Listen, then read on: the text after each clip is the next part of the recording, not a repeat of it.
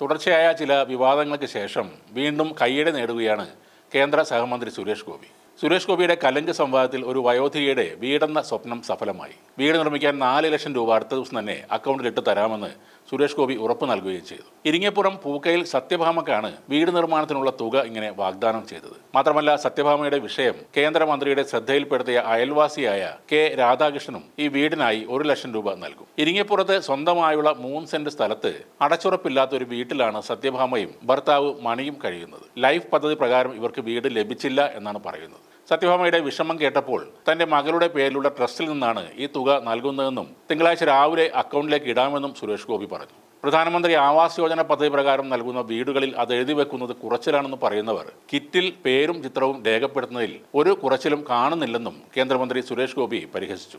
മുല്ലശ്ശേരി പറമ്പൻതളി ക്ഷേത്രനടയിൽ സംഘടിപ്പിച്ച കലങ്ക് സൗഹൃദ വികസന സംവാദത്തിനിടെയാണ് കേന്ദ്രമന്ത്രിയുടെ ഈ പ്രതികരണം. മുല്ലശ്ശേരി കോൾ മേഖലയുമായി ബന്ധപ്പെടുത്തിയുള്ള ടൂറിസത്തിന് മുൻകൈയെടുക്കാൻ MLA വിചാരിക്കണം.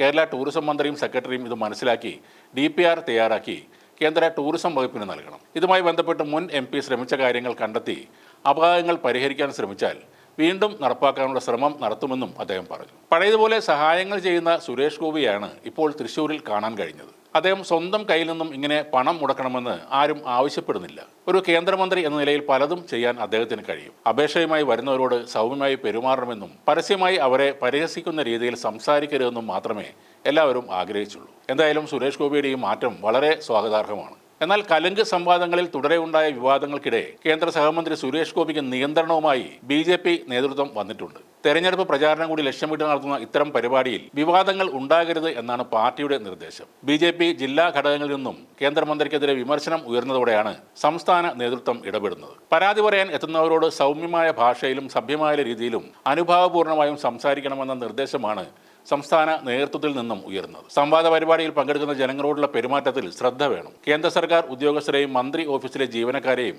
ഈ പരിപാടികൾ പങ്കെടുപ്പിക്കണം എന്നും നിർദ്ദേശമുണ്ട്. കലങ്ക് വിവാദവുമായി ബന്ധപ്പെട്ട് സുരേഷ് ഗോപിക്കെതിരെ നേരത്തെ തന്നെ BJPയിൽ വിമർശനം ഉയർന്നിരുന്നു. തുടർച്ചയായി ഉണ്ടാകുന്ന വിവാദങ്ങൾ രാഷ്ട്രീയമായി തിരിച്ചടി അയക്കുമെന്ന ആശങ്കയും പാർട്ടിക്കുണ്ടായിരുന്നു. കലങ്ക് സൗഹാർദ്ദ സംവാദമെന്ന നിലയിൽ തൃശൂർ പാർലമെന്റ് മണ്ഡലത്തിലെ വിവിധ സ്ഥലങ്ങൾ കേന്ദ്രീകരിച്ചുകൊണ്ട് ജനകീയ ചർച്ചകളും സംവാദ പരിപാടികളും നടത്തി തെരഞ്ഞെടുപ്പിൽ നേട്ടമുണ്ടാക്കാം എന്നായിരുന്നു പ്രാഥമിക ധാരണയുണ്ടായിരുന്നത്. പ്രധാനമന്ത്രി നടത്തിവരുന്ന ചായ് പേ ചർച്ചയുടെ അതേ മാതൃകയിൽ സ്വന്തം മണ്ഡലത്തിൽ നടപ്പാക്കാൻ സുരേഷ് ഗോപി സ്വന്തം താൽപ്പര്യപ്രകാരമാണ് തീരുമാനമെടുത്തത്. മറ്റ് PR ഏജൻസികളുടെ സഹായവും ഉപദേശവും ഒക്കെ ഇക്കാര്യത്തിൽ ഉണ്ടായിരുന്നു. ഇത്തരമൊരു ആശയം മുന്നോട്ട് വെച്ചപ്പോൾ BJP നേതാക്കൾക്ക് ഇത് സംബന്ധിച്ച് വലിയ താല്പര്യവും ഉണ്ടായിരുന്നു. പ്രാദേശിക കമ്മിറ്റികൾക്ക് ചുമതല നൽകിയാണ് ഇത്തരത്തിൽ സംവാദ സദസ്സുകൾ സംഘടിപ്പിച്ചിരുന്നത്. വിവാദങ്ങളും പ്രശ്നങ്ങളും ഇല്ലാതെ പോകുന്ന പക്ഷം ഈ കലങ്ക് സംവാദം വരുന്ന തെരഞ്ഞെടുപ്പുകളിൽ BJPക്ക് ഏറെ ഗുണം ചെയ്യുമെന്നാണ് ഇപ്പോഴത്തെ കണക്കുകൂട്ടൽ.